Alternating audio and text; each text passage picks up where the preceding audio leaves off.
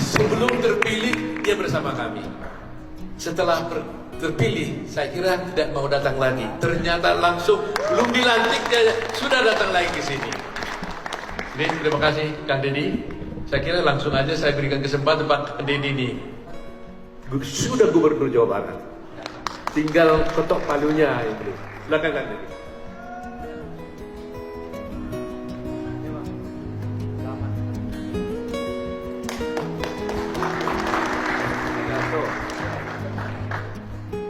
Assalamualaikum warahmatullahi wabarakatuh.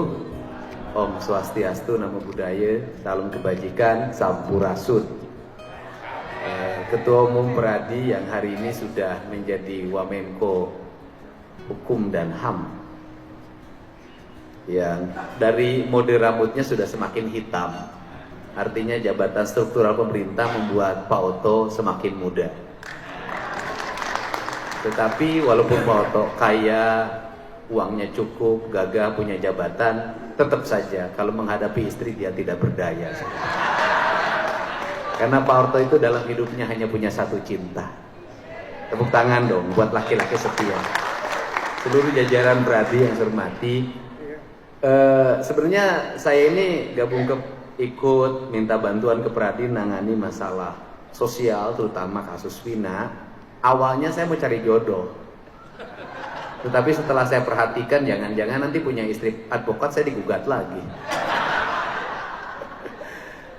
Tetapi orang melupakan hari ini, setiap hari orang itu, negara itu hanya fokus satu, bantuan beras, dua, bantuan pendidikan, tiga, bantuan kesehatan, empat, subsidi BBM. Padahal di balik itu semua, yang hari ini menjadi sesuatu yang sangat rentan dan belum terwujud di tengah masyarakat adalah bantuan keadilan. Kenapa? Justru dengan orang menghadapi problem hukum, dia bisa kehilangan pencaharian, dia bisa kehilangan pekerjaan, pencaharian, dia bisa kehilangan harta benda, dan dia bisa kehilangan derajat kesehatan. Karena ketika orang berhadapan dengan hukum, sebenarnya dia lebih berat dibanding orang tidak menemukan makan. Kalau orang tidak makan, masih ada kesempatan untuk berpuasa. Tetapi orang stres tidak bisa makan, itu tidak punya kesempatan untuk hidup sehat. Rata-rata orang kalau sudah berhadapan dengan aspek hukum, apalagi pemeriksaan dari penyidik, itu tidak ada satupun yang tidak mengalami depresi. Dan itu dua yang akan dilahirkan, satu kemiskinan, kedua adalah kematian. Ini problem serius. Karena ini problem serius, sudah waktunya negara itu hadir. Saya kemarin bicara dengan salah seorang pejabat di kepolisian. Saya punya ide begini. Saya bilang, Pak, waktu Bapak nangkap orang itu punya istri dan punya anak-anak untuk sekolah. Maka yang stres itu ada tiga. Satu, yang ditangkap, dua istrinya, ketiga anak-anaknya.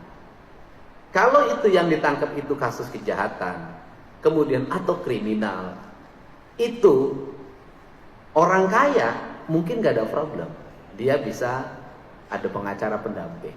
Mungkin gak ada problem, anak-anaknya tetap sekolah, paling hanya malu karena dibully di sekolah. Istrinya masih bisa makan, masih bisa ke salon. Pertanyaannya adalah, ketika yang ditangkap itu masyarakat miskin dan dia mencuri atau melakukan kejahatan untuk menutupi kemiskinannya, maka itu bencana sosial. Maka saya memutuskan, saya bilang, ketika nanti saya dilantik jadi gubernur, saya akan meminta pada seluruh aparat penegak hukum ketika menangkap masyarakat, ekonominya ekonomi lemah, maka harus disesekkan kepada bupati, kepada wali kota, kepada kepala desa dan lurah, dan termasuk kepada gubernur. Untuk apa? Kami akan turun menemui keluarganya, selama ditahan kami akan jamin kehidupannya. Ini problem. Sehingga saya katakan bisa jadi suaminya ditangkap, istrinya jadi PSK. Bisa jadi suaminya ditangkap, anaknya itu jual diri. Kenapa? Untuk menutupi rasa lapar dalam dirinya. Ini problem kemiskinan yang akan timbul karena proses hukum. Untuk itu negara harus hadir menyelesaikan. Maka saya punya pengalaman betul. Ketika saya dulu jadi bupati, setiap orang yang keluar dari penjara maka harus datang ke kantor saya. Kenapa? Karena dia ketika pulang, satu, istrinya bisa jadi sudah kawin lagi. Yang kedua, bisa jadi keluarganya tidak menerima. Yang ketiga, kalau di LP dia dikasih makan, di rumah belum tentu dia mendapatkan makan. Maka negara harus memberikan rasa terang ketika dia keluar dari penjara. Ini problemnya.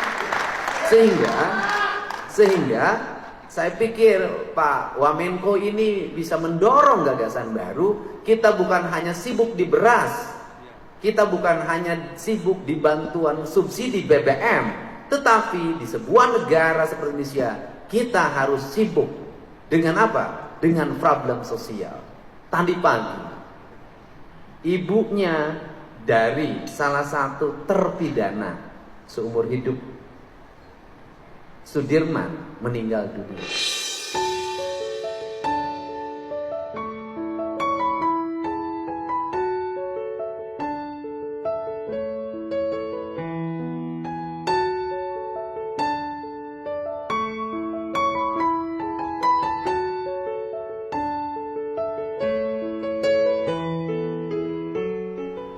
Pertama saya di WA, ketika masuk rumah sakit dia nggak punya BPJS.